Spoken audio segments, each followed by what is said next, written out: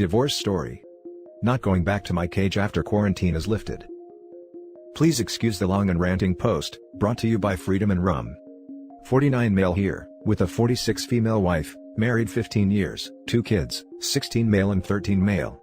Yeah, you guessed it, surprise pregnancy with our oldest, so marriage. To outsiders, we have the perfect life and marriage, with a nice house, the usual 3 cars, 2 dogs, too much stuff, and my wife's 10 million IG posts of our happy family. Inside the cage, it's nothing but misery. There's no kindness, no love, no affection, no intimacy. There's only expectations I never live up to, demands, things I need to do, and then redo because I never get it right. I'm in therapy for depression, our youngest is in therapy for depression/anxiety, only family members know this. My wife insisted we take our therapy in the larger town an hour away, so nobody would find out. Both therapists have tried to get my wife involved in helping with treatment of the issues, and she's always refused. Everything is her way or the highway. I'm told if I leave or ever cheat, she'll make sure to take everything in court, plus make sure to keep me away from my children. I hear this a few times a week whenever I haven't done exactly what she wants, and done it to her perfectionist standards. I'm not even called by my name at home, it's always you or your father, usually, you need to do this for me, or, your father is being stupid again. It's been like this since about a year after our youngest was born. There was a gradual lessening of intimacy, then affection, then even basic respect, to where I've become nothing more than an accessory for fancy pictures while in public, and a pathetic dumbass mental case in private, and treated with disdain and anger constantly. I tried to get my wife to try couples counseling early into the decline, but there's nothing wrong with her, I am the problem. It got worse after I was officially diagnosed with depression. She's been using that as a weapon against me. Even trying to discuss small things I'm unhappy with at home, leads to a big fight and divorce threats every single time. Even mentioning that I'm having a bad day and need a break, or some help, just starts a fight or a mean lecture about I need to be working on myself. For the past 7 to 8 years I've just been in a fog going through the marriage going sour, then getting the depression diagnosed, the adjustment to different medications, trying to not let the depression affect my family, and the absolute soul-crushing hell of being married to someone who thinks I'm stupid and despises me. Plus work, raising the kids, house chores, getting dragged to whatever new thing my wife decided we need to do, just so she can post pictures of her perfect family times. I've basically been living in hell. Until this quarantine. My wife insisted I leave the family home for the sake of the family, because I've still needed to go into work once or twice a week, and the kids both had childhood asthma and might be in danger. I wholeheartedly agreed to this, better safe than sorry. My wife insisted I pay for a hotel and stay there, but when her sister and husband found out I was living in a hotel, they invited me to stay with them up in the larger town until this virus problem is all over. That started a hell of a text and phone fight with my wife, of course, since it wasn't her idea and she keeps our family pretty distant from her sister, because supposedly she's a bad influence. Then I was the bad guy for even answering the message my sis-in-law sent about staying over, with a polite no thank you, and I was making my wife look bad to say no, so I ended getting told by my wife to go stay with them, but I'm still paying for it in more angry messages and calls than usual. I've never understood until now why the in-laws are a bad influence.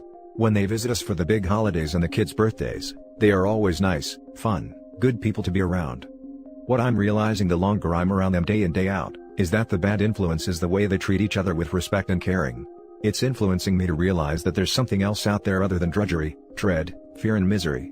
Something worth losing my home and even my children for. I'm just so damn tired of it all and I won't do it anymore.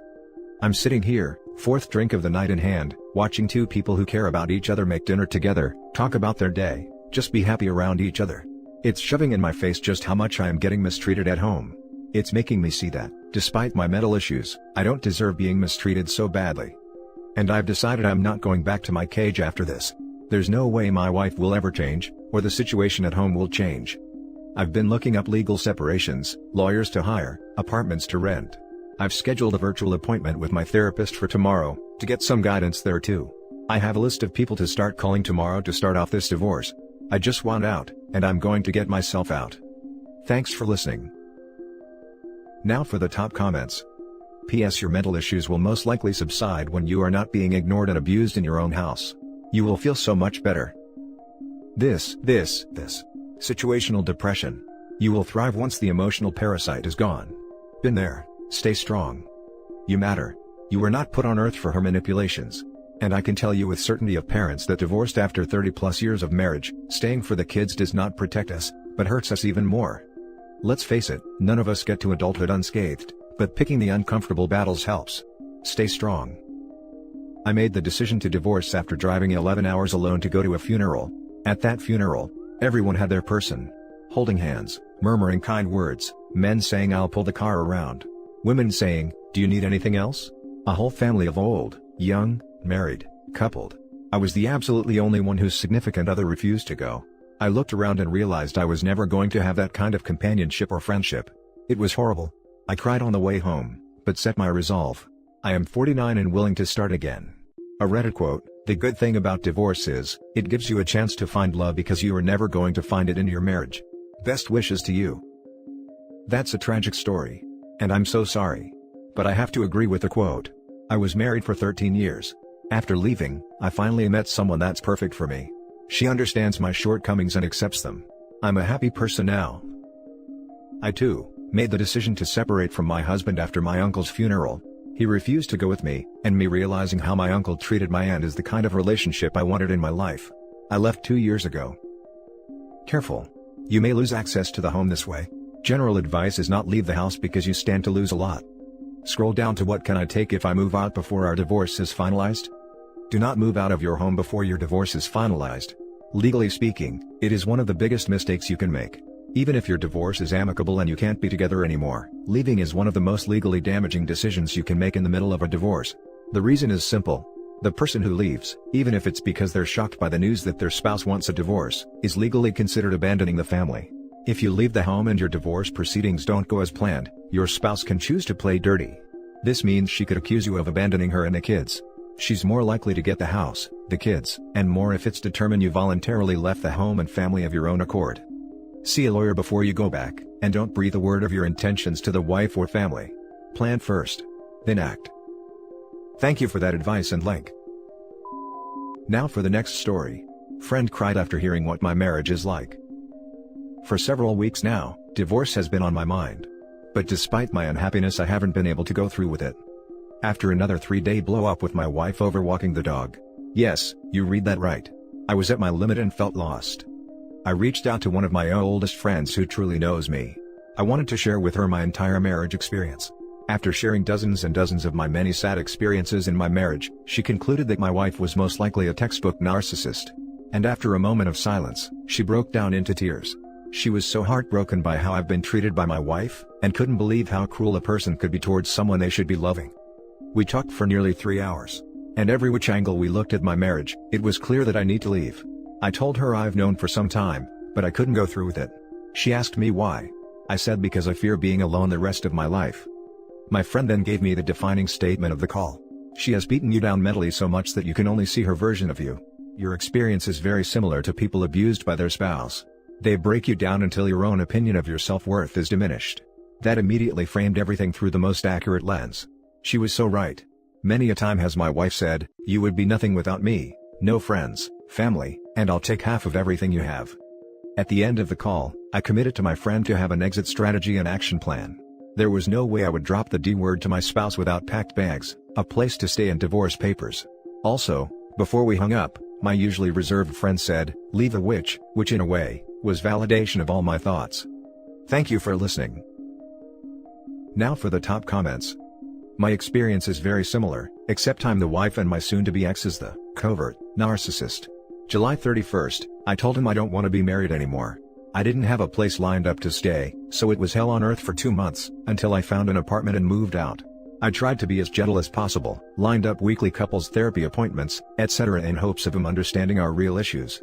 But he sees it all as a ploy, as though I dragged him through with the intention of hurting him. I am still realizing how depleted my sense of self-worth and self-esteem became throughout our marriage. He wouldn't love me or be happy, unless I was his version of a wife, rather than my true self. Everyone deserves to be allowed to be themselves without judgment, period. The statement beaten you down so much that you can only see her version of you completely resonates. My spouse claims that he knows me better than I know myself, and that I'll never find someone who loves me as much as him. I know it's right to leave, and that in order to truly be happy and myself without threat and judgment I had to get away from him. The hard part is that we have a young kiddo together, so the vision of traditional family is gone. But kiddo is thriving, now having a mommy home and a daddy home. Good luck. My heart goes out to you. Do right by yourself and everything else will fall in line. Sending you lots of strength. Thank you for sharing as well as the kind words. It means a lot. And I'm feeling less and less alone in all of this. I had a narc-alcoholic husband. It took me a year to tell him we were divorcing. Thankfully he was drunk. Oh yeah, we were working together too, and he was my boss. Thankfully he knew he couldn't survive that job without my help. It took 4 years for all to be signed and done. I was prepared for most everything before telling him. He hid his jerk-like behaviors from friends and family. I took some blame and I just brushed it off. Don't be afraid to talk to your inner circle about her abuse. My mom became my biggest supporter. Get a storage place to stash your valuable/sentimental items. Wish I had done that. On your point on starting to stash away my personal belongings to prevent something nasty happening to them, I completely agree. She's the type to enter and leave arguments with a scorched earth mentality. She does not care who she hurts as long as she wins, or makes it known to everybody how angry she is. Narcissistic abuse is psychological abuse.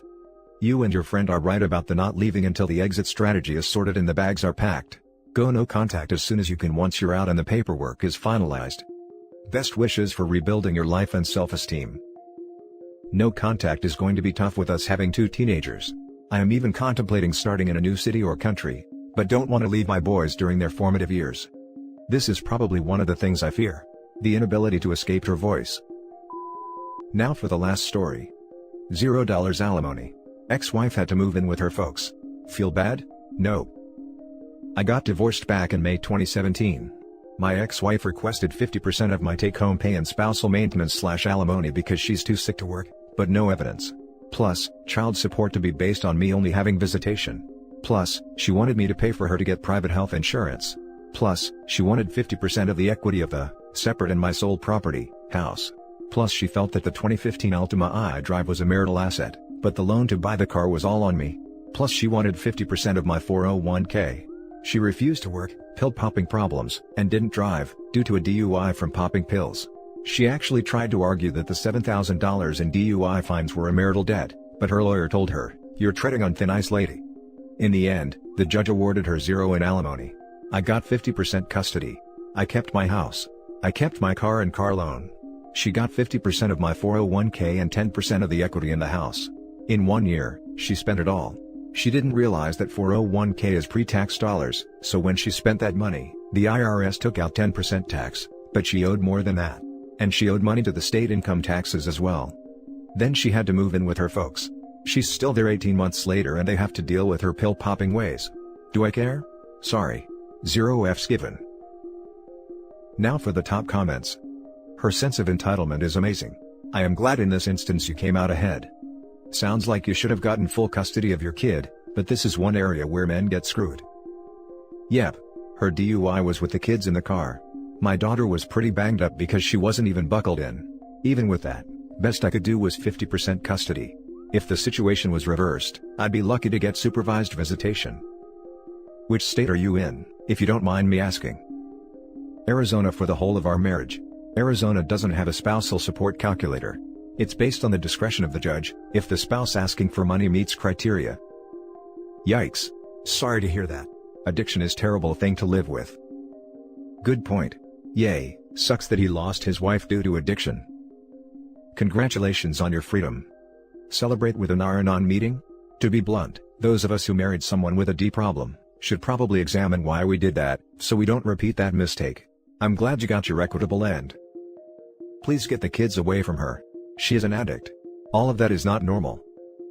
Easier said than done. Only way to get full custody is that she would have to have another great big disaster. And that's it for this video, guys. If you have thoughts to share, leave a comment below. Don't forget to hit like and subscribe if you like this content. I'll catch you in the next one. Good day, everyone.